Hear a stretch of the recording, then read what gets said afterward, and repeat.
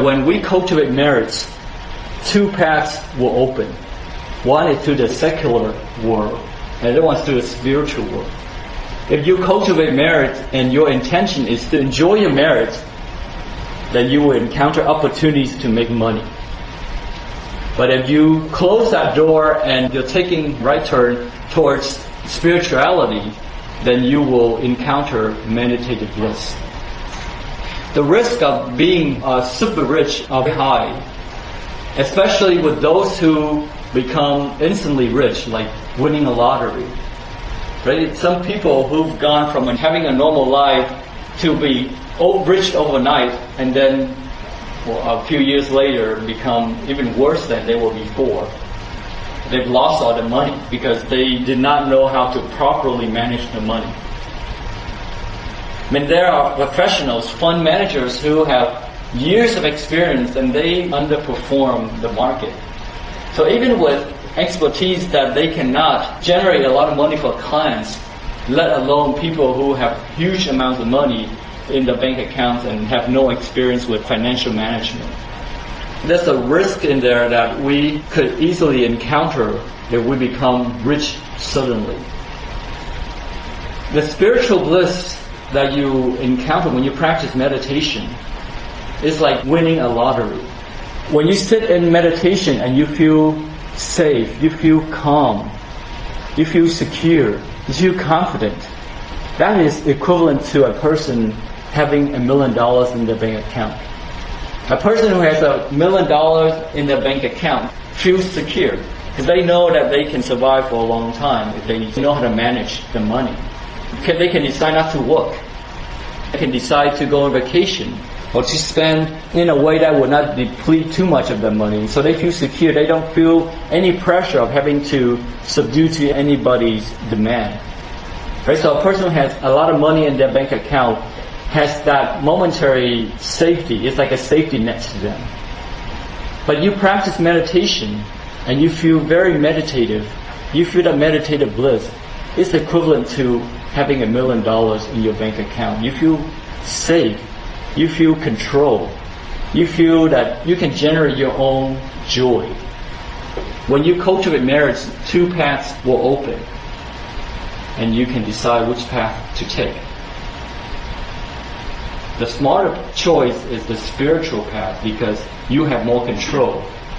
When you take the secular path to have worldly wealth, then you are mixing faith and pleasure, where you can encounter disappointment because you are now putting trust in something that does not last. Merit is like money. You could choose not to use it or to use it. When you have merit and you practice meditation, you can decide to pursue the spiritual route or the worldly route and create your own business and be successful, making millions of dollars.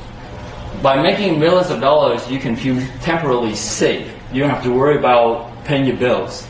You know that whatever you want to buy, you will be able to buy. So that gives you material comfort. Whereas if you have merits and you pursue spirituality, you enter meditative bliss, it gives you the same comfort too. On one hand, you're holding $1 million. And that is equivalent to the joy that you have with meditation, but even more. Because the $1 million that you have may not give you control, because you still depend on the external environment. With meditative bliss, you have control of yourself. But the feeling of comfort, of ease, of peacefulness is the same. Does it make sense to you? Right? When you sit in meditation and you absorb in meditation, you feel safe. You feel you're in control. That feeling is equivalent to a person who holds $1 million. Given everything else the same, that feeling of control with $1 million and the feeling you sit in meditation, absorbing meditation, given everything else the same, is equivalent. So in other words, you can go out and work hard and save a lot of money, and you think that will give you some comfort, some safety. And that safety, you can get it with meditation. If you practice meditation, you will find that some days you feel great on top of the world, right? You feel like you don't need to go out, make friends in order to be happy. You don't need to do anything, but you feel so meditated, you feel so blissful. Have there been moments in your life that you feel, man, I am on top of the world, I don't need anything to be happy? Now imagine take that moment and expand that for the rest of your life. Or expand it to a point where a person who holds $1 million in their bank account, they feel safe too at that moment.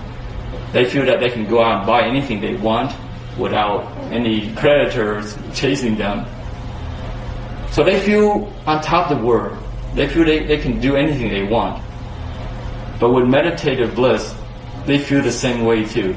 And so when we enter meditative bliss, it's like holding $1 million in our bank account.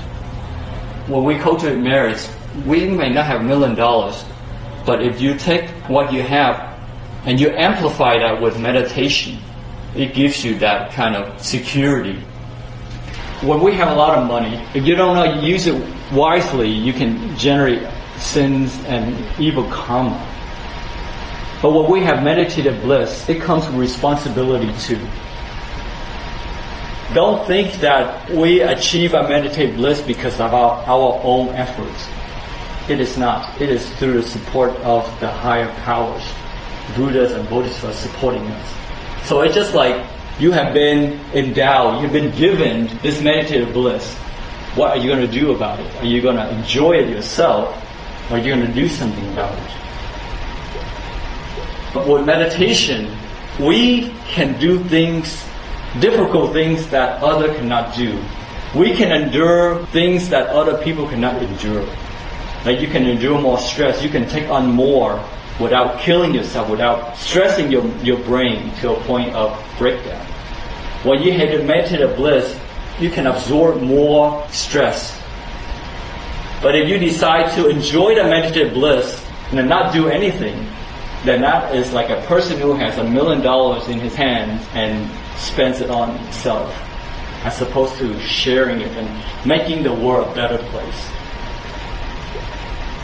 So when we practice meditation, if we're so lucky to have achieved meditative bliss, we should be reminded that we have a new life now. We have new responsibilities with our achievement. We should ask ourselves, what am I going to do with this? Am I going to enjoy it for myself? Or am I going to use it to make the world a better place? Where I can take on more.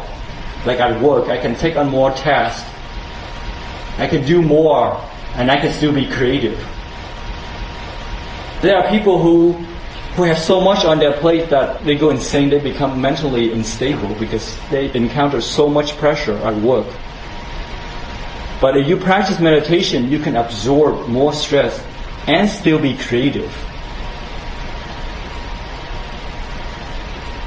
And so you should ask yourself, one day if you have achieved meditative bliss, what are you going to do with it?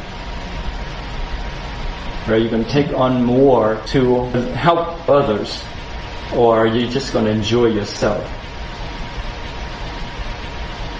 If we're smart, we should choose to help others because that's progression. If you decide to enjoy meditative bliss yourself, then that's regression. When you cultivate marriage, two paths will open, and you can decide which path to take.